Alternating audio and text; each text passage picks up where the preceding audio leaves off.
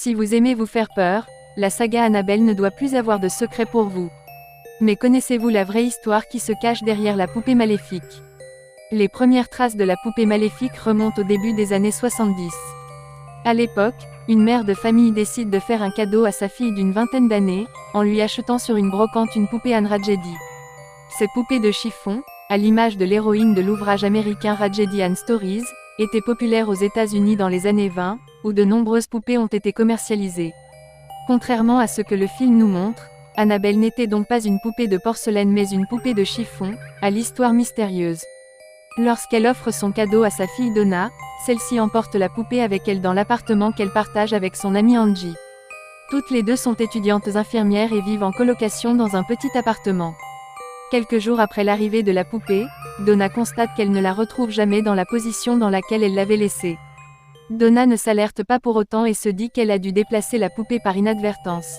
Mais plus le temps passe, plus les déplacements de la poupée sont importants et Annabelle passe désormais d'une pièce à l'autre pendant l'absence des jeunes femmes. Curieuses de la situation, elles finissent par faire appel à une médium qui leur explique alors que le corps de la poupée est possédé par l'esprit d'Annabelle Higgins, une petite fille de 7 ans qui serait morte il y a de longues années là où leur appartement a été construit. À travers la médium, Annabelle demande à Donna et Angie si elle l'autorise à rester auprès d'elle, ce que les jeunes femmes, touchées par son histoire, acceptent. Et c'est là que la situation commence sérieusement à vriller. Annabelle, qui ne s'était jamais montrée violente jusque-là, fait déplacer un objet dans la pièce et le fait tomber lourdement. Des petits mots inquiétants apparaissent dans l'appartement et des taches de sang se dévoilent sur la poupée de chiffon. Lou, le petit ami d'Angie, est persuadé que la poupée est maléfique et insiste auprès des jeunes femmes pour qu'elles s'en débarrassent. Ce qui ne plaît pas à Annabelle, qui tente une nuit de l'étouffer et lui laisse une marque de griffure sur le torse, raconte-t-il à l'époque. Sur les conseils de leur prêtre, Donna et Angie font appel au couple Warren. Ed et Lorraine leur expliquent alors qu'il n'y a jamais eu de petite Annabelle Higgins et que c'est une entité démoniaque qui manipule la poupée. Entité que Donna et Angie ont autorisé à interagir avec elle suite à la séance avec la médium.